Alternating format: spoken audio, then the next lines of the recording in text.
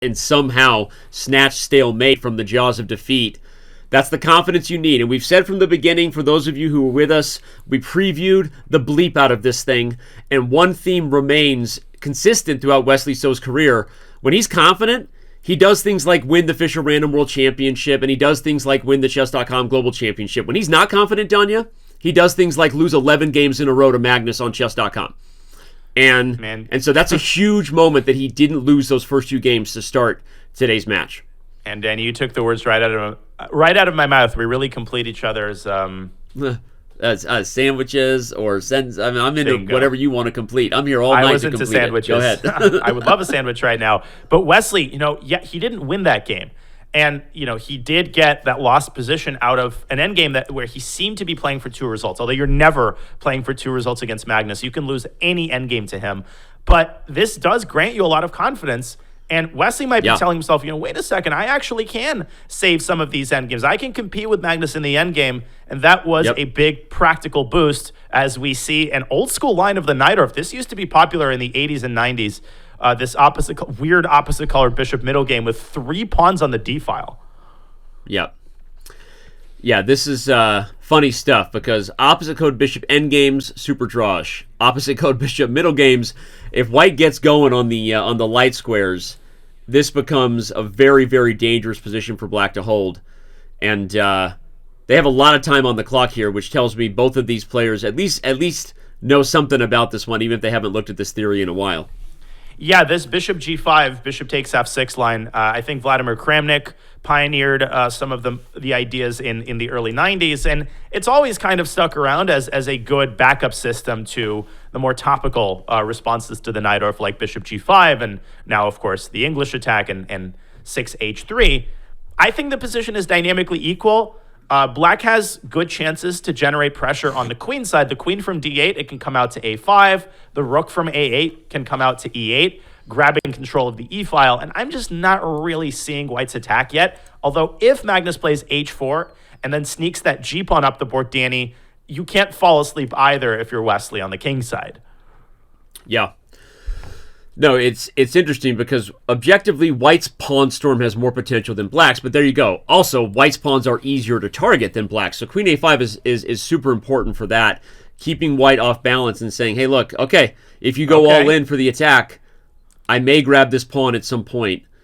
Note that it's not a thing you really do right now, but if one example is if you take with the queen, I think that white can just trade and win material back, But okay, rook e8 instead, which is the move you were calling for. Top engine move, rook a e8, and now h4 is very likely, and he does it. And I think Magnus, we will see that in game. Queen takes d5. I wouldn't be able to resist that juicy morsel. I think Magnus will trade and then push g5 and essentially play for positional compensation in the endgame in the form of a space advantage, and maybe he'll win one of the D pawns back, likely the d4 pawn. Draw likeliest result, but given what we've seen in the endgames thus far, I'm very much cautious about making a guess and trying to forecast what this endgame is going to look like 10 moves from now. No, but you're right. Wesley takes the pawn when it was more appropriate. When I was highlighting that you wouldn't take it earlier, this rook was not on e8, and bishop e4 would have been a move. And so the whole point is now Wesley has taken the pawn at the right time, and a3. Such a Magnus move. You know what he's thinking about? I swear Magnus is already trying to set a long-term trap where this rook runs out of squares. You're totally right. It's not b4 and f4. It's not crazy to think about that. Magnus is devious right now. He wants to set a long-term opportunity for his opponent to blunder. You and I have said that a lot. He does that better than anyone in history, right? Create chances for his opponent to go wrong. And let's just see what happens. And a3 is one of those moves that you can easily look past. But if he wins the game, it's going to be one of the reasons that he did. Because he forces Wesley to make a difficult decision. Guess what? If the pawn was on b4 right now, he would already be threatening to trap the rook with bishop c4. So these things that we're mentioning, they're not some far-fetched, distant possibility. They're the reality that Wesley is facing. And I would go rook c5 and evacuate the rook. He's missed it. b4. I guess Wesley wants b5, but can white go bishop f1 and bishop g2 there? Oh my gosh. No, but the move b4. It's exactly what we said he was going for. b4 literally traps the rook right now. And whether it's bishop c4 next or a slow jam, right? Throw on the Lionel Richie and let's enjoy ourselves with some candles. This is a slow jam. It doesn't matter. Magnus is trapping the rook, and we knew it was going to happen when he played a3. There's also rook to e1 here to prepare bishop e4, but Wesley is relying on the move rook e3 in response, but white could still play bishop e4. And Danny, this is such an instructive point for newer players, right? The X-ray defense, rook h e1, rook e3, and bishop e4. You called it the moment Magnus played a3, and now Wesley is staring down the barrel of a position where he's going to be down in exchange. I wish I could play half as good as Magnus, as well as I predict Magnus's ideas, because as soon as he played a3, I asked myself, what would Magnus do? And you started to see the purpose of it. Wesley, unfortunately, lost his focus. By the way, your move, rook e1, is more accurate than that bishop f1. Computer agreed.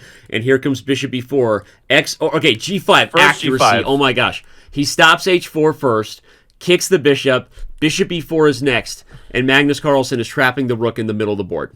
Unbelievable. How another game that just makes your jaw drop open. And g5, another one of those imperceptible moments where Magnus prevented bishop takes h4. Danny, how many players, if we could briefly pull up an analysis board, instead of g5, how many players would go bishop e4 and blunder bishop takes h4, rook takes c3, d takes c3, and guess what? Black pre-moves e2, and if you take on d5 with the rook, you actually lose the game. God. So that's why he played g5.